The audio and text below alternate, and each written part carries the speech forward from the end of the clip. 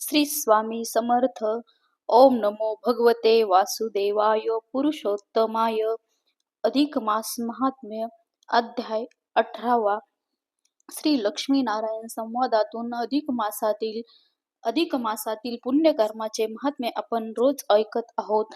या एक एक अध्याय याप्रमाणे आपण या पोथीचे श्रवण करत आहोत. श्री स्वामी समर्थ. सांगा. माता लक्ष्मीने भगवान विष्णूंना विचारलं की शारीरिक व्याधीमुळे किंवा अशक्तपणामुळे किंवा कुठल्याही कारणामुळे समजा एखाद्याला अधिक मासातील संपूर्ण महिनाभराचे जे उपवास असतात ते करायला जमले नाही, तर मग त्याने काय करावं? त्यांना उपवासाचं पुण्यफळ प्राप्त करावं. एक दिवस जर त्याने उपवास केले तर चालेल का? त्यावर भगवान विष्णू म्हणाले, नक्की चालेल. याला एकांतर उपवास असं म्हणतात. उपवासाइतकंच अलौकिक असं फळ या एकांतर उपवास व्रताने प्राप्त होतं आणि त्याविषयीची एक कथा भगवान विष्णू माता लक्ष्मीला सांगू लागले. श्री गणेशाय नमः. श्री सरस्वते नमः. जय जयाजी मंगलधामा. मंगल नाम तुझे आत्मया रामा. चराचर फलांकित ध्रुम नामा अनामतीता. तू अमंगल हे माझी काय मंगल नाम तुझे हे रघुराया. मंगल जननी दुहिता प्रिया करी छाया कृपेची. तव कृपा बळे समस्त वधेन म्हणतो समग्र ग्रंथ तो सिद्धी पाववी समस्त.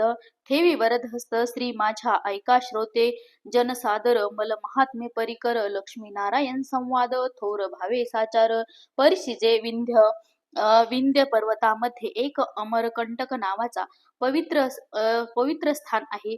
भगवान शिवांचे त्या ठिकाणी एका नदीचा उगम झाला आणि ती नदी म्हणजे नर्मदा, जी या स्थानातून मोठे साधू संत सिद्ध पुरुष हे या स्थानावरती येऊन भक्ती करत असतात. नर्मदा नदीच्या काठी पूर्वी एक भृगुकुच्छ नावाचं नगर होतं. या ठिकाणी प्रत्यक्ष भगवान शंकर, पार्वती माता, भगवान विष्णू निवास करतात. यांच्यासोबत अनेक देवदेवता ह्या ठिकाणी निवास करतात. अशा त्या तीर्थक्षेत्री कुशल शर्मा नावाचा एक ब्राह्मण अत्यंत विद्वान आणि ज्ञानी, सत्वशील, ज्योतिष कलेमध्ये निपुण या ठिकाणी राहत होता आणि त्याची पत्नी कुशावती ती देखील सुंदर पतिव्रता आणि धार्मिक वृत्तीची होती.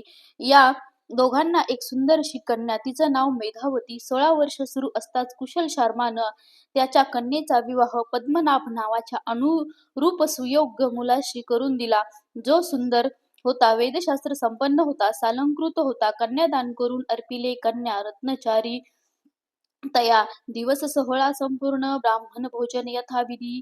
काही एक दिवस शशूर मंदिरी राहिले.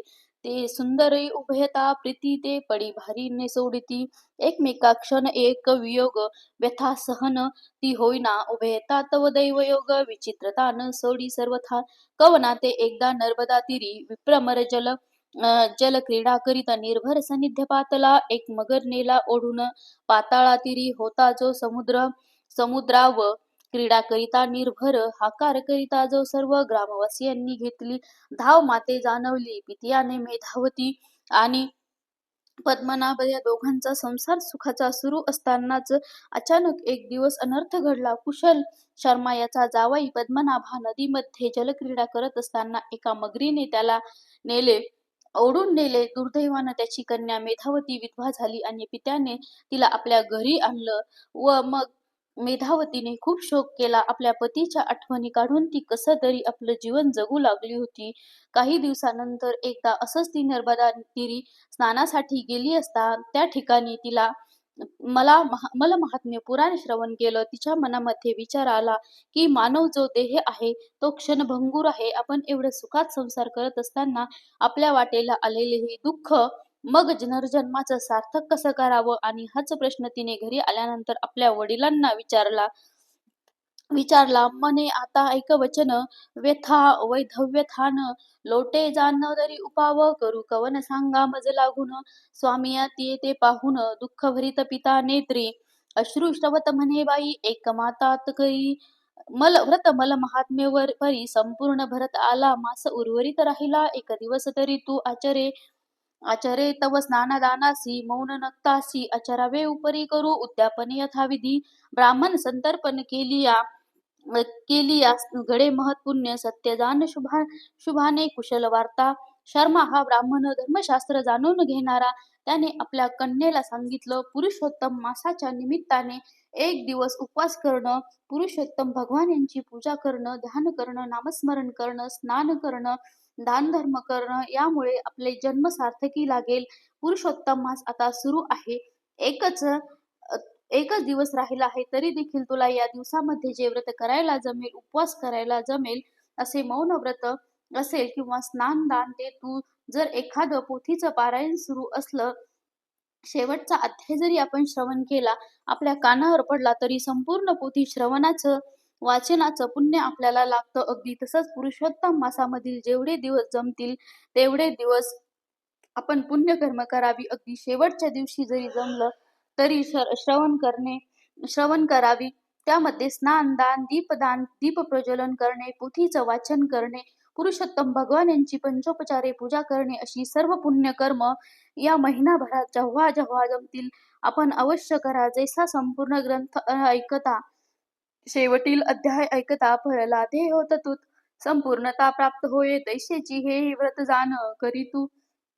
एकची दीन मनोरथ पुरविता भगवान श्री जनार्दन दयाळू, ऐसी ऐकती पित्याची वार्ता बहुत वर्ष भरित ते दुहिता, प्राप्त काळी स्नानार्थ तत्वता नर्मदा तिरी पातली, संकल्पयुक्त स्नान सारुणी परतली स्वग्रहा कामिनी, मग सत्पात्र विप्र बोलावनी बैसे भामिनी, पूजे ते त्रयतीनी दशक, ते खूप केले सुरेख, घृतासहित शर्करा मिश्रित, सपात्री संपादी कुंभघट स्थापुनिया, पूजन करी तव लवलाह्या चित्ती भावार्थ धरुनिया, विप्रा अर्पित दक्षिणा सहित वस्त्रे अलंकार दिजा, पूजिते सुंदरा, मग मन करुणी नक्त विचारा, तव ते सर्वेश्वरा भजतसे स्वपंती, विप्र भोजना सारिती, झाली ते लना प्राप्त काळी उद्यापना पिता जान करवितसे अन्न, निपजती पाचित पायासनी ध्वजा बैसवणी, भोजनी दक्षिणादानी, विधियुक्त आपल्या वडिलांचं असं बोलणं ऐकून तिला आनंद झाला आणि ती मग दुसऱ्या दिवशी सकाळी लवकर उठली. तिने नर्मदा तीरी जाऊन स्नान केलं. तिथून आल्यानंतर संकल्प केला आणि ब्राह्मणाला घरी बोलावून त्याचे मनोभावे पूजन केले. मग नंतर त्यांना काश्य पात्रामध्ये शुद्ध तूप, साखर, फळे, अपूप वाण, दक्षिणेसहित वस्त्र दान केलं.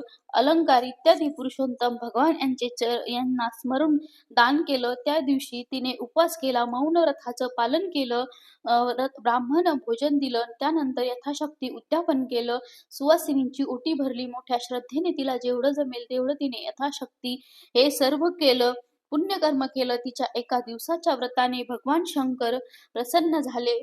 ऐसे उद्यापन करुनी भावार्थ बळे प्रसन्न शळपानी, विमान झाले स्वर्गावनी शिवगणी मंडित पये, तव ते घंटाराव होता अपार माझी शिवगण, आणि किन्नर वाद्य वाजती अपार सुरवर, तटस्थ ठेले ऐसे विमान उतरता भूतळी, दिव्य रूप केली ते बाळी, सर्व दुःख उदरुनी गेली आश्चर्य सकळी पय, केले म्हणती एक दिनाची व्रत प्रभाव तात्काळ उद्धरती, पहावो ऐसा कृपाळू लक्ष्मी ना होलीला लागो, दाखविले शिवदूतांनी तिला कैलास पर्वतावरी नेले. मग भगवान शंकर माता पार्वतीच्या समोर येताच तिने त्यांना नमन केले, त्यांच्या जय जयकार केला. अनेक वर्ष ती कैलास पर्वतावर राहिली. अनेक मासामध्ये तिने जे पुण्यकर्म केलं होतं त्याच्या पुण्याच्या बळावर माता पार्वतीची खास सखी होण्याचं भाग्य तिला प्राप्त झालं. भगवान शंकर पार्वती मातेसहित विमान घेऊन वाराणसीला आले, तेव्हा मेधावती देखील त्यांच्या बरोबर घेतलं. खिन्न प्रार्थुनी पार्वती मातेला दया आली. ती भगवान शंकरांना म्हणाली, मग प्रार्थुनी विश्वनाथा म्हणे, सती वैधव्य व्यथान साहेची सर्वथा निवारी, कृपावंता आहे भोळा उद्धार कर्पूर गौरव, देता झाला अक्षयवर अक्षयी सौभाग्य अपार होऊ. शंकर बोलिला ते पासुनी नाम जान, मंगळा गौरी ठेवित्री नयन, तिथले अक्षय भुवन स्थापिली जान वाराणसी, ते पासुनी नाम विख्यात म्हणती मंगळा गौरी सत्य जन, यात्रेशी जाती नित्य देती दर्शन आदरे, इतर देशाची ते जाती नमिती, मंगळा गौरी हे प्रचिती, अद्यापवरी सर्वत्र नेते देखती पार्वती मातेची विनंती ऐकून भोळ्या शंकरानं मेधावतीला अक्षय सौभाग्याचा वर दिला आणि तिचा मंगळगौरी असं नाव ठेवलं. काशी नगरामध्ये ती मंगळगौरी नावाने देवता झाली. तिचेही त्या ठिकाणी मंदिर आहे. आज देश-विदेशातील जे भक्त आहेत त्या ठिकाणी येऊन भक्तिभावानं मंगळागौरी देवीचे दर्शन घेतात. ज्यामुळे अखंड सौभाग्य व वंशवृद्धी घरामध्ये सुख-समृद्धी प्राप्त होते. जे भक्त एक दिवस अधिक मासातील व्रत जे भक्त करतात, अशी ही विप्रकन्या मेधावती, जिच्या जीवनामध्ये वैधव्याचं वैधव्य आलं होतं, ती अखंड सौभाग्यवती झाली. भगवान विष्णूंनी माता लक्ष्मीला सांगत होते, ऐसे हे मलमास महात्म्य जान, लक्ष्मी ते सांगे जनार्दन, तेची प्राकृत भाषा श्रोते सज्जन करोत. श्रवण आदरे अधिक मासातील या आपल्यापैकी बरेच जण भगवान पुरुषोत्तम यांची सेवा करत असतात. विष्णू सहस्त्रनाम स्तोत्र असेल, पुरुषोत्तम मंत्र असेल किंवा अधिक मास महात्म्याचे पोथीचे वाचन असेल, रोज आपण श्रवण करत असाल, रोज विधी मंत्राचे पठण आपण केलं असेल, तर विविध पठण श्रवण करा, दीपदान करा. आपण केलं असेल तर आपल्या घरामध्ये दीप प्रज्वलन आपण केला किंवा काहींनी पोथी पारायण केले असेल, अजूनही सेवा करायला जमलं नसेल तर हताश होऊ नका, निराश होऊ नका. जसं जमेल तसं उरलेल्या दिवसात सेवा करा. मेधावतीला एका दिवसाचं अधिक मासाचं पुण्य प्राप्त झालं तर तिचं जीवन सार्थक झालं. आपण देखील जेवढं जमेल तेवढी अधिक मासामध्ये पुरुषोत्तम भगवान यांची सेवा करा, उपासना करा, मंत्र साधना करा. जेवढं जमेल तेवढं दान, व्रत, उपासना करा. 3 वर्षातून एकदाच आपल्याला ही सुवर्ण संधी प्राप्त होते. म्हणून आपण सर्वांनी अधिक मासामध्ये भगवान पुरुषोत्तम यांची जेवढी जमेल तेवढी अवश्य सेवा करा. इति श्री मलमास महात्म्य ग्रंथ पद्मपुराणीचे समंत मनोहर सुत विरचित अष्टदशोध्याय गौडा. श्रीकृष्णार्पणमस्तु. श्री स्वामी समर्थ. ओम नमो भगवते वासुदेवाय पुरुषोत्तमाय.